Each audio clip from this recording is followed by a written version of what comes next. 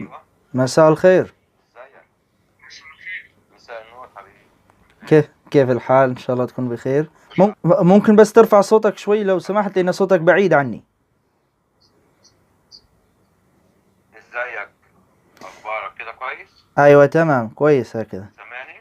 نعم أنا الحمد لله كويس بخير. كل عام وانت بخير. أشكرك، شكرا لك. تمام. أنا حبيت أتصل بك حتى نتعرف ونتحاور يعني قليلا لو أحببت وهكذا.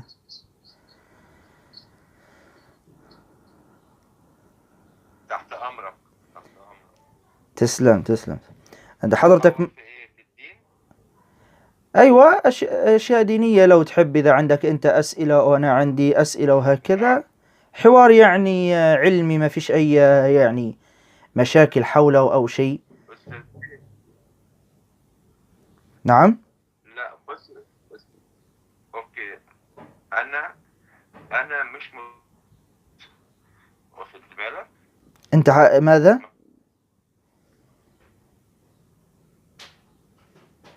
حضرتك انا مش متخصص.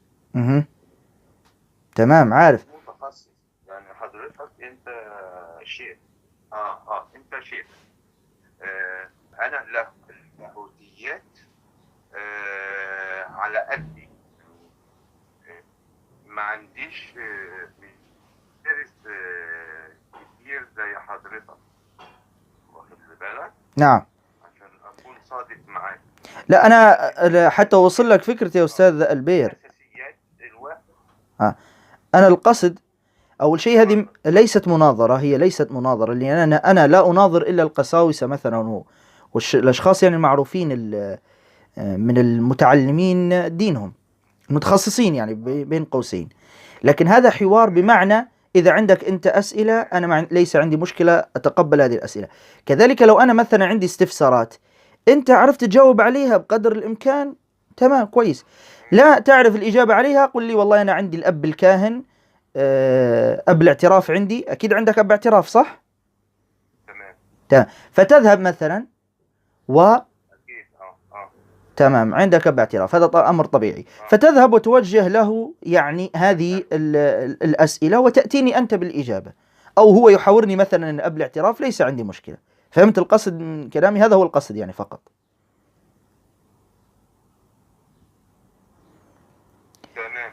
أنا حقيقة يا أستاذ البير كنت أقرأ في الكتاب المقدس في قصة يعني شوي هكذا أثارتني بعض الشيء، يعني أثارت التساؤلات، وأكيد ستثير تساؤلات عندك أيضا.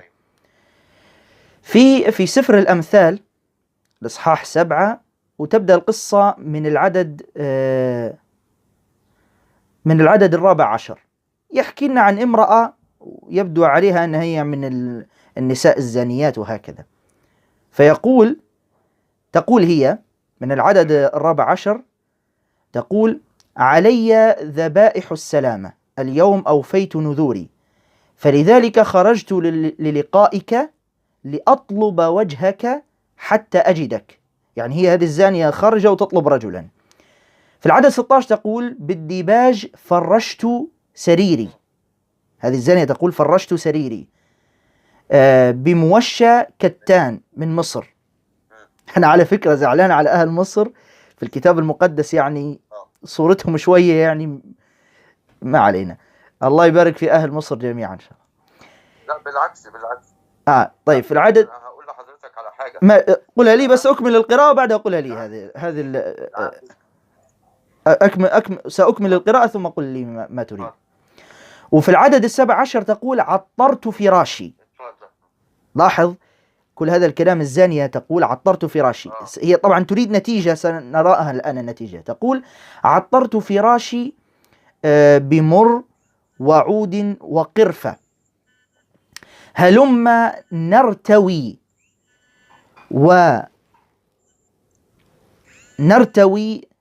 ودا إلى الصباح نتلذذ بالحب. أنا أريدك هذه النقطة بعد ما تتعلق يا أستاذ تفسرها لي. لاحظي ماذا تقول هنا: هلما نرتوي ودا إلى الصباح، يعني نتودد لبعضنا إلى الصباح. ماذا تقصد بنتودد إلى بعضنا إلى الصباح؟ ثم تقول نتلذذ بالحب، يعني حتعمل إيه هي وهو لحد الصباح بالود بالنرتوي هذه، ما علينا. في العدد 19 تقول لأن الرجل، هنا مربط الفرس، تقول لأن الرجل ليس في البيت، ذهب في طريق بعيدة، أخذ صرة الفضة بيده يوم الهلال يأتي إلى بيته. قالت له خلاص الرجل ليس موجودا في البيت، فتعال أنت. هذه القصة تدرب على الخيانة الزوجية. انتبه يا أستاذ البير، هذه قصة خطيرة جدا، حتى وإن كانت ليس تشريعا، لكن ما فائدة وجودها؟ يعني لماذا الرب أصلا وضعها؟ ماذا استفدنا نحن من امرأة زانية بهذه التفاصيل؟ تقول هذه المرأة الزانية أن خرجت بحثت عن رجل وأخذته وعطرت البيت وعطرت فراشها وقالت له هلمنا أن نتلذذ إلى الصباح، لأن الرجل، تقصد زوجها، هي متزوجة، تقصد زوجها ليس في البيت. على فكرة في آية قرآنية تمدح النساء في نقطة كهذه يا أستاذ البير.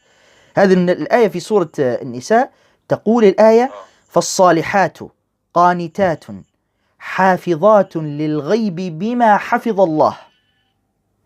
ما معنى، لو ترجع إلى التفاسير الإسلامية، حافظات للغيب بمعنى مدح للنساء هذا الصالحات، إذا خرج زوجها من البيت حفظت بيتها ولم تخنه وحفظت أمانة بيتها. هنا القصة في الكتاب المقدس يضعها الرب كوحي في سفر الأمثال، تقول امرأة تطلب رجلا للزنا وتقول له لأن الرجل ليس في البيت. تصور واحد قرأ هذه القصة أو واحدة زانية قرأت هذه القصة، أليس هذا يعلم من ينوي يفعل ذلك؟ أليس يعلمه الطريقة؟ لحظة، أنا كنت عايز الإصحاح كام في الأمثال؟ الإصحاح 7. لكن أنا أسألك، هل ثارت التساؤلات حول، يعني ما حسيت أن في تساؤلات حول هذه القصة يا أستاذ البير؟ لا، أنا هقول لحضرتك على حاجة بس. العهد القديم اللي كتب كل تفاصيل كل صغيرة، سواء نبي أو شخص إن كان، كتبها بحذافيرها، لا هو بيجامل ولا أي حاجة. بس لما نيجي نتوجه للعهد الجديد، عهد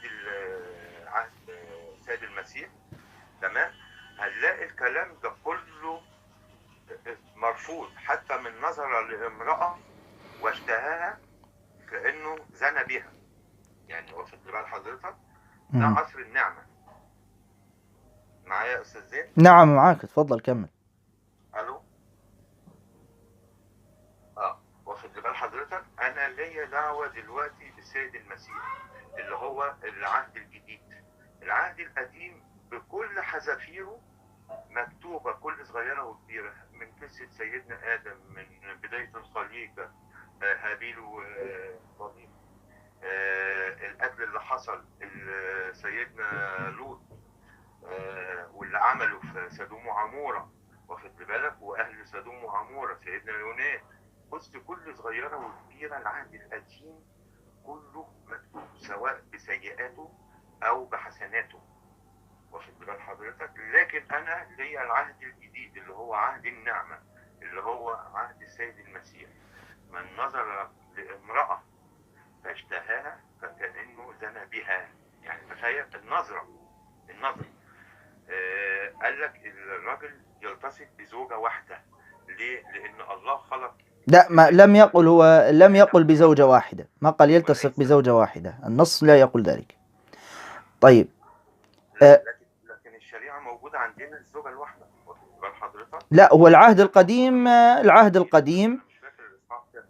العهد القديم شرع التعدد والأنبياء عددوا، وحتى العهد الجديد لا يوجد فيه نص صريح في تحريم التعدد، لكن هذا موضوع آخر. لكن لو تسمح لي يا أستاذ البير في تعليق بس على نقطة العهد القديم، أنا أسألك الآن، هذه القصة الموجودة في سفر الأمثال 7، تمام، اللي هي قصة أن المرأة هذه يحكي لنا الرب أن هذه المرأة خرجت بحثت عن رجل. انت قلت لي حضرتك الاصحاح السابع. نعم، الإصحاح السابع وتبدأ من العدد 14.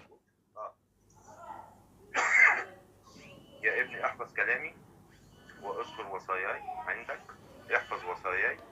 لا، هذا العدد الأول. هذا هي أنا بدأت من هي القصة تبدأ من العدد 14.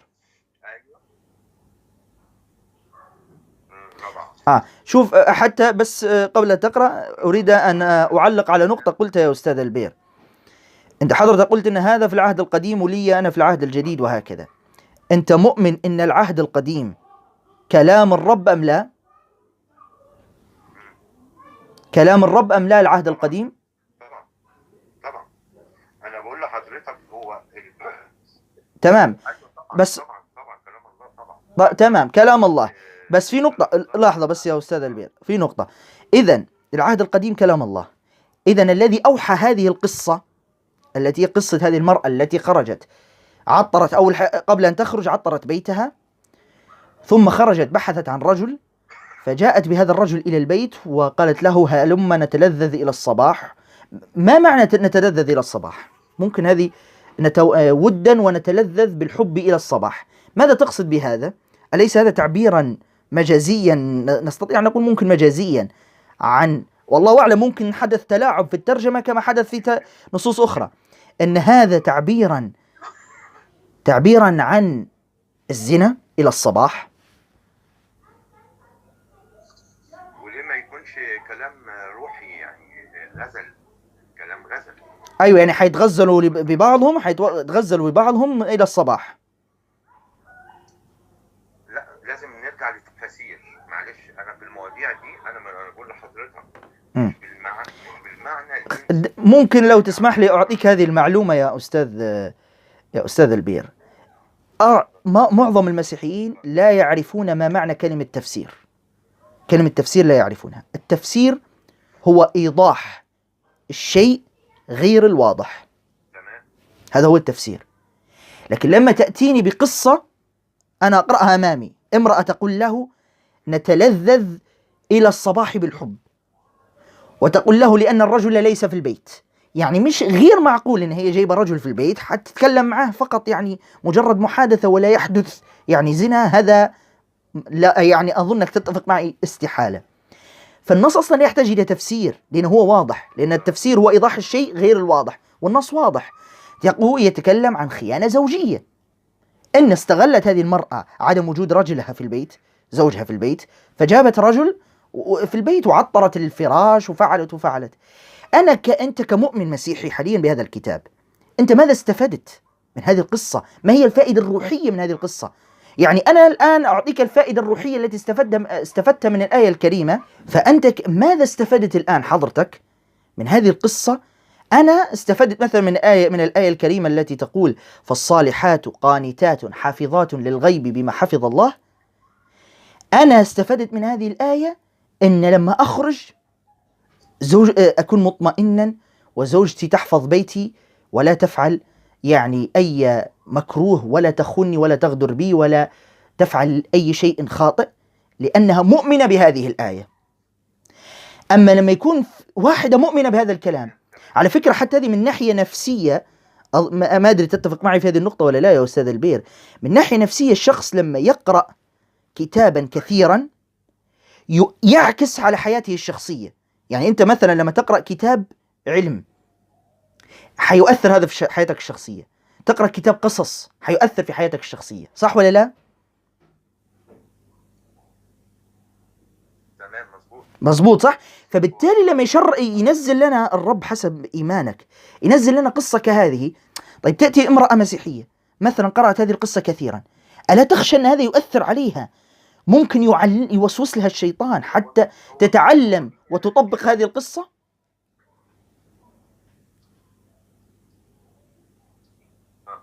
هو مين هنا اللي بيحكي على سفر الأمثال؟ ده سفر سليمان. هو من المفترض يقال أن النبي سليمان هو الذي كتبه، يقال أن النبي سليمان هو الذي كتبه، ولكن هذا ليس ثابتا. يعني الكتاب المقدس كله غير معروف أصلا من كاتبه، لكن نمشي حسب التقليد أنه سليمان. لا ثواني،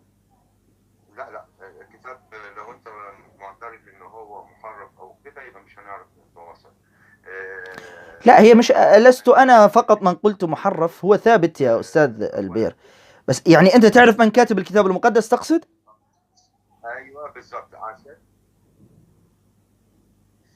عشان انا جايبه لك دلوقتي مين اللي كاتب الامثال، سفر الامثال، فلقيته سليمان، واخد بالك؟ من أين أتيت أنه هو أن كاتبه سليمان؟ كل كتاباته عن، لو جيت مسكت اول اصحاح امثال، الاصحاح الاول، امثال سليمان ابن داود ملك اسرائيل لمعرفه حكمه وادب وادراك اقوال الفهم، لقبول تاديب المعرفه والعدل والحق. أنت لحظة، عدد بدأت من العدد كم؟ من العدد كم؟ امثال اول حاجه في الامثال الاصحاح الاول. الإصحاح الأول، الإصحاح الأول. بص بص، ايوه بالظبط. أيوة، ماذا يقول؟ امثال سليمان ابن داود ملك اسرائيل لمعرفه الحكمه. تمام، أمثال سليمان. هل قال إنه هو كاتب هذا السفر؟ ايوه، ما اكيد طبعا، اكيد طبعا هو اللي كاتبه. أكيد. أين الدليل؟ ولا يعني أن النص يقول أمثال سليمان يعني هو كاتب هذا السفر.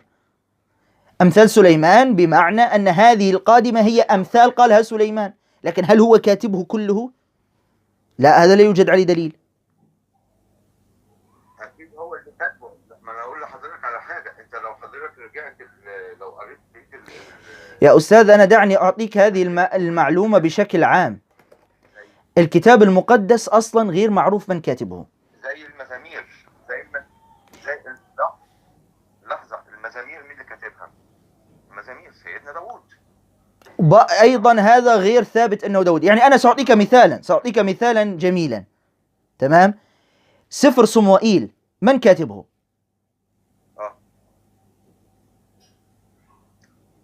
سفر صموئيل. من كاتبه؟ سفر صموئيل أكيد صموئيل وكان معاه تلميذه اسمه أبشالوم باين مش متذكر الاسم قوي، بس هو كان معاه حد. تمام، يعني اللي كاتب سفر صموئيل هو صموئيل، واللي كاتب سفر يشوع من؟ هتأكد لك يشوع. من كاتب سفر يشوع؟ هتأكد لك، لحظة واحدة.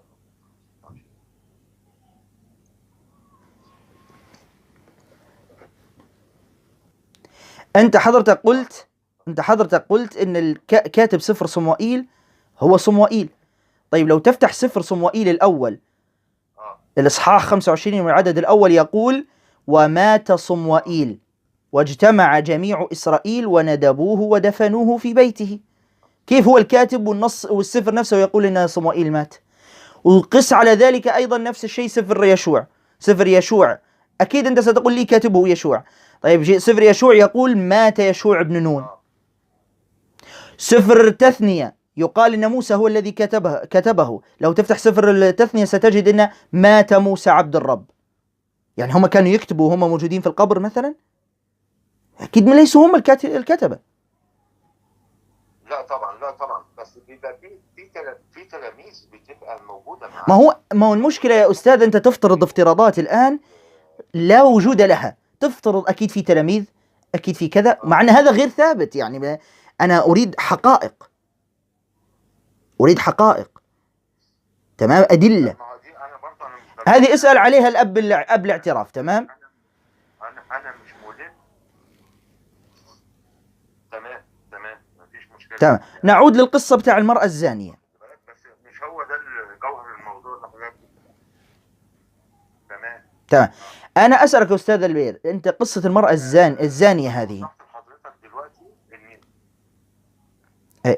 المرأة الزانية هذه قصتها قصة الخيانة الزوجية. أنت متفق معي أن هذه قصة خيانة زوجية، صح؟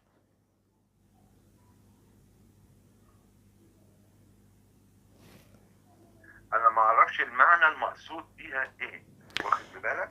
يعني لو حضرتك زي ما أنت بتقول كده أكيد أنا رافضها تماما. لو تفسيرك أنت كده هو، بس أكيد لها معنى تاني غير كده خالص، صدقني. يعني أنت حسب كلامك الآن قل لي، أكيد لو حسب ما تقول أنت. أولاً إحنا لا أنت لحظة أستاذ البير، ممكن أسمع هذه الكلمة. أنت قل لي لو حسب كلامك الآن فأنا أرفضها هذه القصة،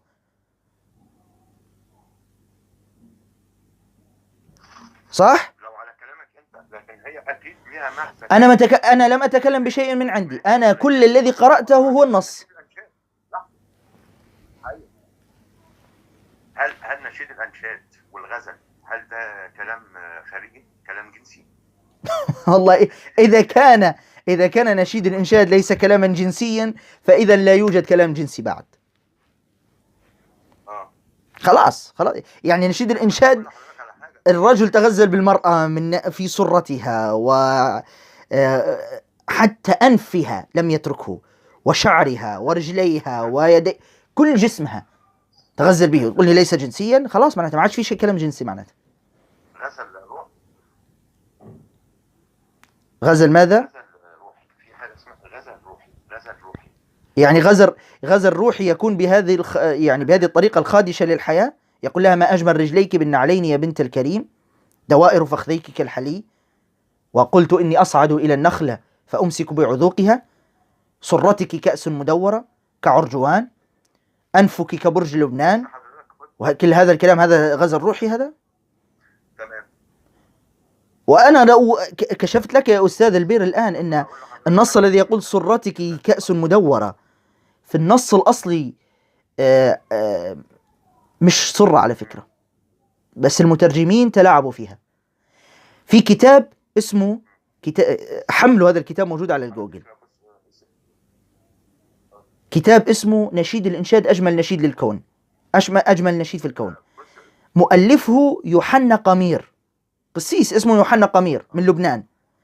قال في هذا الكتاب إن النص في نشيد الإنشاد الذي يقول سرتك كأس مدورة، النص الحقيقي لا يقصد الكاتب السرة، النص الحقيقي الجزء السفلي للمرأة، وانت فاهم يعني مش السرة اللي في البطن مع الأسف الشديد، يعني الله المستعان. لكن على كل حال أنا ما جبتش سيرة نشيد الإنشاد على فكرة، وأنا صايم حاليا ومتعب شوية، بس أنا أحكي لك فقط عن قصة هذه المرأة الزانية. اللي كاتب السفر ده هو نفس اللي كاتب سفر نشيد الأنشاد، سليمان. فاهم قصدي؟ يعني أنا ما هو يا أستاذ البير أنت تفترض افتراضات يعني. الكلام ده أنا بقول لحضرتك لا مش افتراضات، ما هو لكن لا يوجد أدلة على أن سليمان كتب هذين السفرين.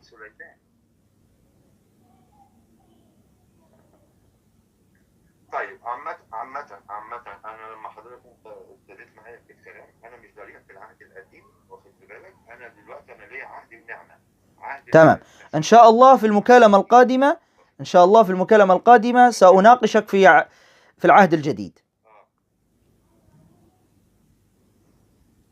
تمام؟ ستكون إن شاء الله لنا مكالمة أخرى. في أي غلطة على السيد؟ أوكي. كلنا نتناقش فيه إن شاء الله. تمام؟ في أي غلطة؟ تمام. يلا مع السلامة يا أستاذ البير، أنا سعيد جدا بالنقاش معك على فكرة. الوصايا.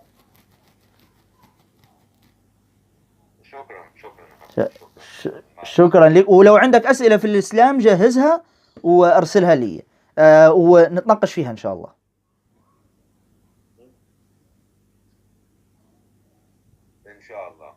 إن شاء الله. مع السلامة. أنا سعيد بلقائك مع السلامة.